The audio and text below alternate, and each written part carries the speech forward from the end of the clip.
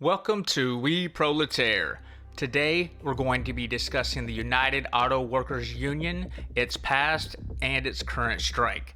If you enjoy in-depth discussions like this, please make sure to subscribe and hit that notification bell to stay up to date with our content.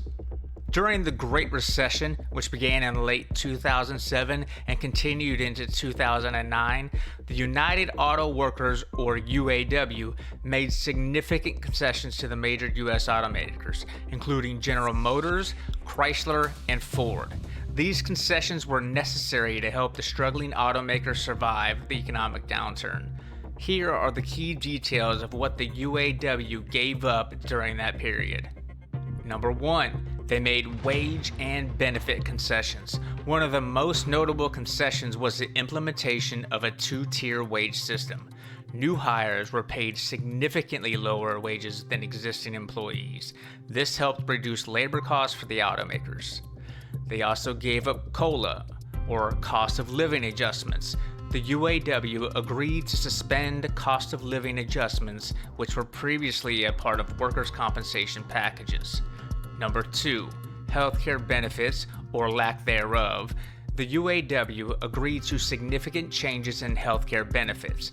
These changes included higher copays, deductibles, and premiums, shifting a larger portion of the healthcare cost burden onto the workers. Number 3. Job security and plant closures. As a part of the concessions, the UAW accepted the closure of some manufacturing plants, which resulted in job losses for many workers. They also gave up flexible work rules. The UAW agreed to more flexible work rules that allowed automakers to adapt to market demand more efficiently, aka spending less money. Number 4. Retiree benefits. The creation of VEBA. The UAW negotiated the creation of Voluntary Employee Beneficiary Associations, or VEBAs, to take over the responsibility for retiree healthcare benefits. This allowed the automakers to offload these future obligations from their balance sheets, again saving them money. Number 5. Profit sharing in place of annual raises. In lieu of traditional wage increases, the UAW accepted profit sharing arrangements. This meant that workers' compensation was tied to the financial performance of the automakers. In good years, workers could receive bonuses, but they were also subject to economic fluctuations. Number 6. No strikes. The UAW agreed to a no-strike clause during the period of the financial crisis. This meant that workers could not strike over wages and benefits during this time, providing stability to the automakers. These concessions were made to ensure the survival of the U.S. auto industry during a time of immense economic turmoil. The UAW recognized the dire financial situation of the automakers and the need to make sacrifices to prevent bankruptcy and further job losses.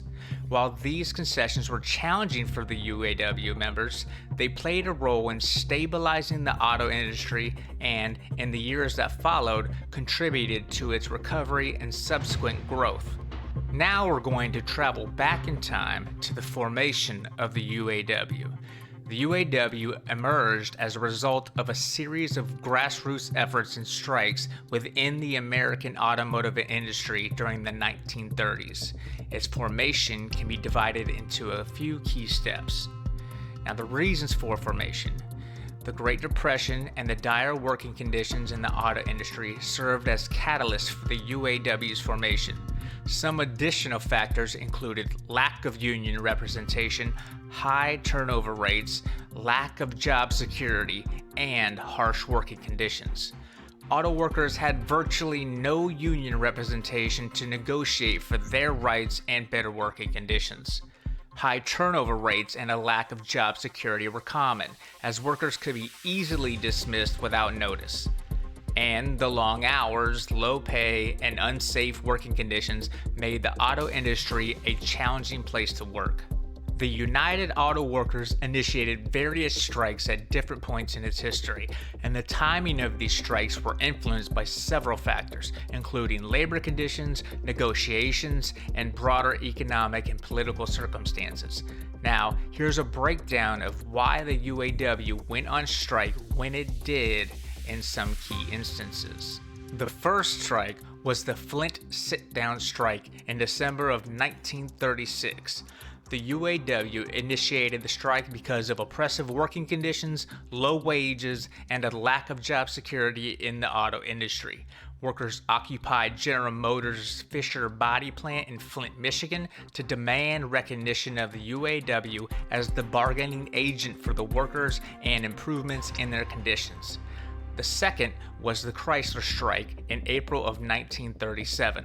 Similar to the Flint sit-down strike, the Chrysler strike aimed to secure recognition of the UAW and improve working conditions and wages for Chrysler workers. The third was the Ford strike in March of 1941. The UAW launched the strike against Ford to gain recognition and negotiate better working conditions and wages for its members at Ford.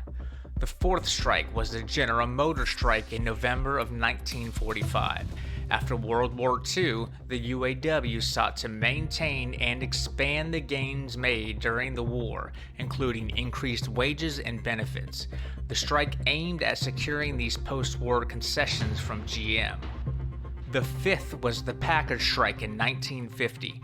The UAW organized this strike at the Packard Motor Car Company as part of its efforts to secure better conditions and job security for its members.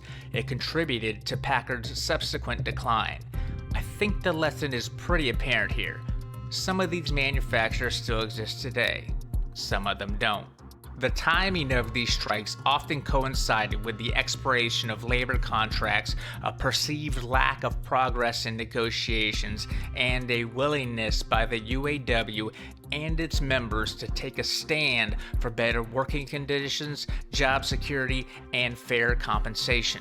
Economic conditions and political support for labor rights also played a role in influencing the time of these strikes.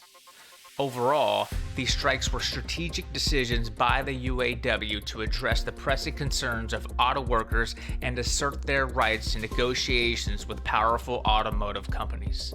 They marked a significant turning point in the history of all organized labor in the United States, but especially in the automotive sector, and paved the way for improved wages, benefits, and working conditions for auto workers. The UAW's ongoing efforts have continued to shape labor relations in the industry to this day. Now, let's return to the current UAW strike. The United Auto Workers Union strike against the Detroit Three for higher wages, more paid time off, and the elimination of two-tiered workers has drawn attention to the vast differences in pay between auto workers and executives at auto manufacturers. Remember that this union conceded all of these benefits to save the automakers in 2007 through 2009 during the Great Recession. It's only right that the automakers return the favor when they are seeing record profits, right? In 2022, all three CEOs made above $20 million. General Motors CEO Mary Barra's compensation was $29 million, the highest of the big three automakers, followed by Stellantis' Carlo Tavares at $25 million and Ford's Jim Farley at a paltry $21 million.